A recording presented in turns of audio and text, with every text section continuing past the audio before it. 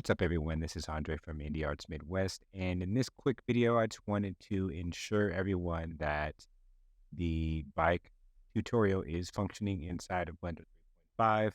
As you can see here, I have Blender 3.5 installed.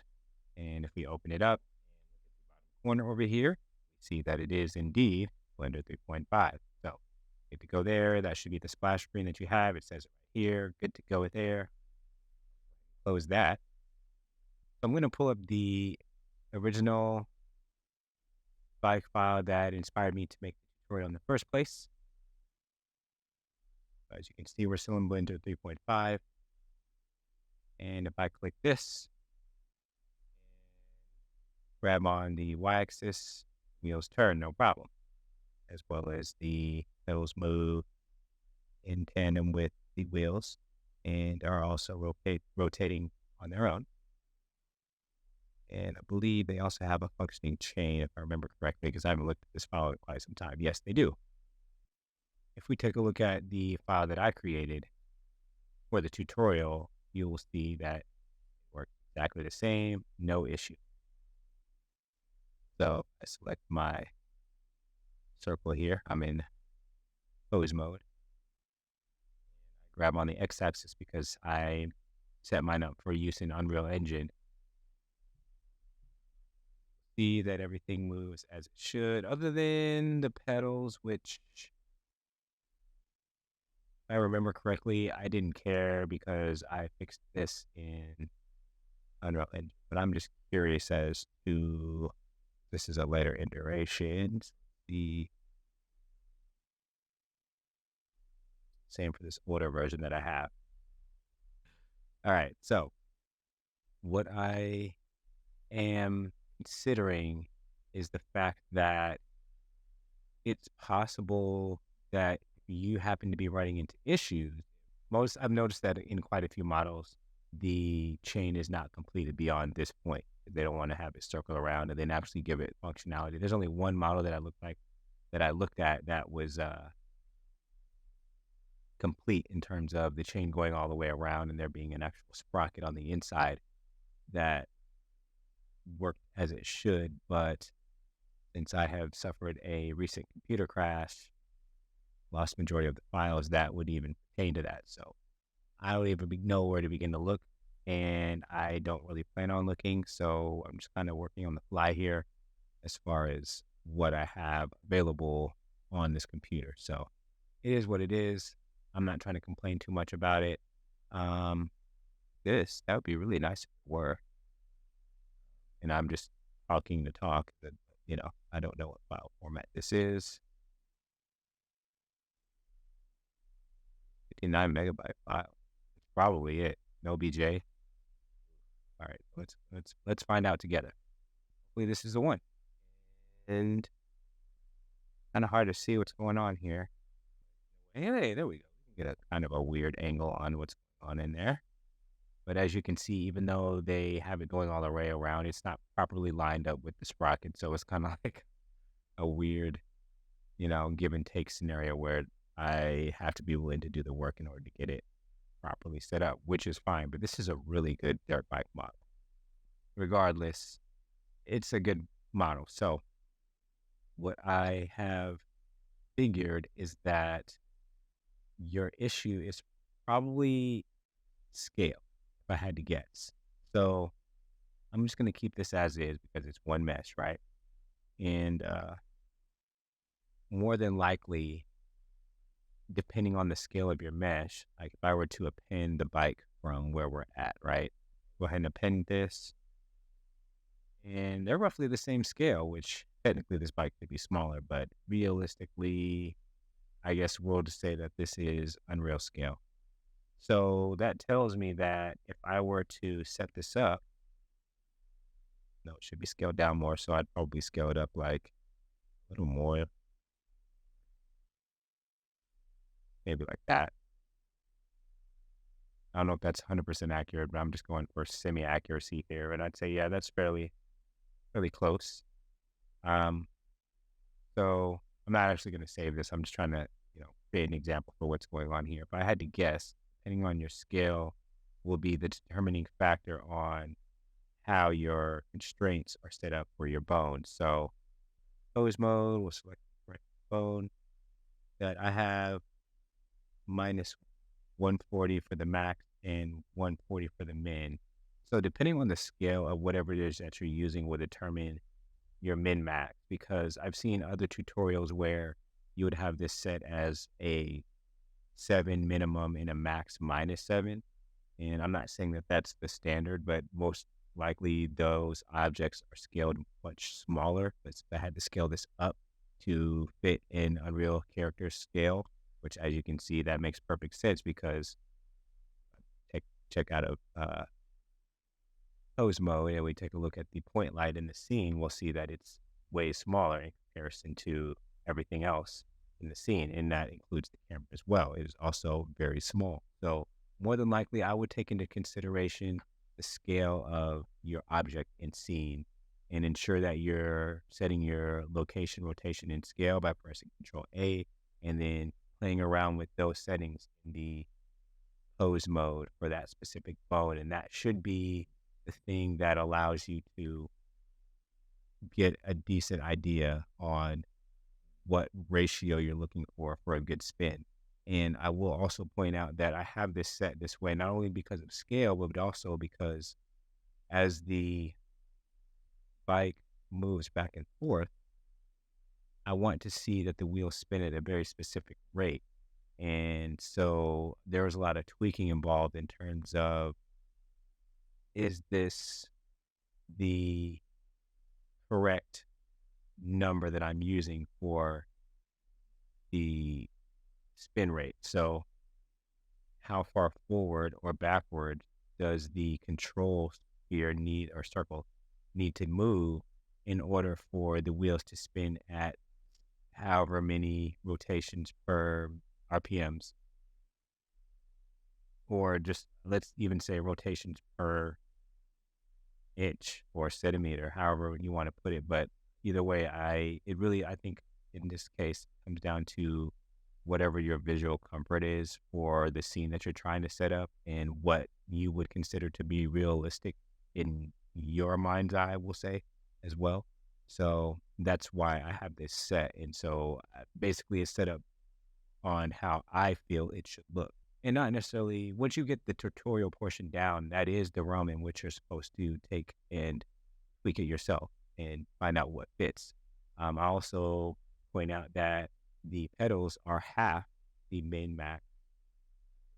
Yeah, are half the min max of the wheel. That should also be another determining factor for how high or low your min max is going to be, depending on the scale of the object. So bigger the object, higher the min max. Smaller the object, smaller the min max. So keep that in mind, and maybe don't jump into saying that it's not working in a set Blender version because you haven't been tweaking with it enough, or maybe you don't properly understand scaling and how everything works. I will say that, as I said in the comments before, that I don't suspect that the bone deforms are going to rapidly change throughout Blender iterations. And if they do, be sure to check the blender.org website for changes that they plan on making for the next version when it come out. They seem to be a lot more focused on other forms of editing, and add-ons are going in every direction, considering that you can use ChatGPT now to make your own add-ons if you want to, or you can purchase add-ons online if you want to, or you can deal with the newly provided ones that are available to you depending on which version that you're using.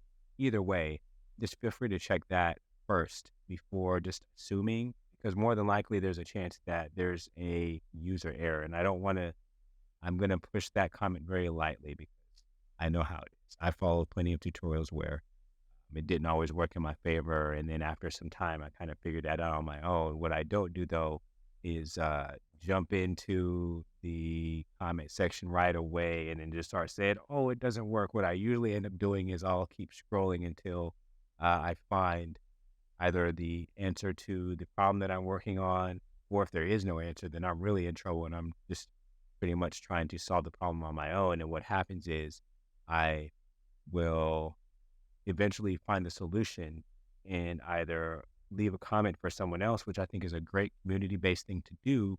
Or the best thing that I've done is create a tutorial on behalf, depending on what it is. If it's a severe issue that needs to be added into a set fix for a problem, then I'll make a tutorial about it. In most cases, I'll just leave a comment, and it's nice because then whoever is the original poster of that video also gets to comment back, and then possibly you guys can talk back and forth, and maybe they'll say, hey, thank you for helping me point out this thing. Other times they might just leave you a heart. Other times they might say nothing. Other times you might get a like from someone else who ran into that same problem. They're very appreciative of, you at least taking the time to provide a solution to something that they had not foreseen. And while I'm on the subject of just editing objects towards Unreal Engine based models, or at least for export, I should say, you'll notice that the handlebars are pointing at an odd angle. So if I were to export this out as is, which it is a full mesh, then it will have to be one complete mesh running under this armature in order for the handlebars to turn in this specific way, right? It's all good. Now, in my motorcycle video, I have a real wheel and a fake wheel, and this is kind of me going on a bit of a tangent here, but I have determined that it is also plausible to export your motorcycles out as one piece, and then you could go in and control certain portions using a virtual bone. So that is an option as well, but I just prefer this format of either having a separate piece that I can export in and then have the virtual bone control that. Like if I have the handlebars separate from the body and possibly under some circumstances like that, then I would use a virtual bone, or I would just export it all as one mesh, as you can see here, and then have the armature control. Because personally, I don't really mind either way. I do think that occasionally people maybe rely too heavily on the automation system, and then it kind of takes away from some more intricate parts of an editing and exporting process for a mesh that you're bringing into Unreal. And sometimes Unreal doesn't always want to be cooperative with things that you're working with. It is rapidly growing and becoming more and more useful, but that doesn't mean that you're not going to run into hiccups. Just keep that in mind as far as setting up handlebars. Now, if these were handlebars that were straight up and down, in parallel to this line here, something like that, then the virtual bone probably wouldn't be nearly as necessary. But the reason why I brought that in as the real wheel, fake wheel setup is because when the handlebars turn just based on Unreal, exporting this in as its own separate pieces, but as a single mesh, usually the handlebars won't rotate like you see here. They'll rotate on a offset axis based on how Unreal input is determining what it needs to do, which means that I don't even know how I could obey that. Maybe if I were to, oof, this is rough. All right, so wireframe, all this. Maybe I can get away with everything. Yeah, I think I can. Right.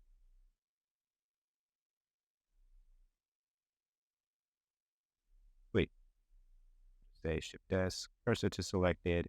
And so let's say that, actually, I don't need to do that at all. Separate that. This piece here is on its own, right? So what I've noticed is that Unreal would do stuff like this. And if I were to rotate that on the Z-axis now, it just doesn't really, I mean, it works, but it's not doing what it's supposed to do. And that's why fake wheel, if that makes sense to you. So hopefully that clears a couple of things up. I know that I haven't posted in quite some time. I've actually suffered a computer crash, which has not been fun trying to recover. And so I'm basically picking up pieces, trying to figure out what exactly I want to work on, or, what my future projects will be. Trying to get back on track with what tutorials I was piecing together, or what I would like to work on as well. So it's all just kind of like a middle ground process now. So if you guys happen to have any suggestions, feel free to comment below. I love hearing comments from you guys. I'm also trying to answer a few questions on Facebook that get kind of interesting as well. Hopefully you enjoy this content, and also hope that this is helpful to you in some type of way. And as I said before, just trying to clear up this whole bike issue in Blender 3.5, and it doesn't really matter what version you're using. Just keep at it, and try to troubleshoot your issues, and just work through it if possible. And like I said, it might just come down to scale in terms of you get to the point where the deformed bone or bone constraint portion of this tutorial, and you're trying to figure out why it's not working, what likely it has to do with scale and uh, your min max. So keep that in mind. As I said, don't forget to keep checking out new videos, and I appreciate every view that I get and all of your comments. Don't forget to like and subscribe. And as always, thanks for watching.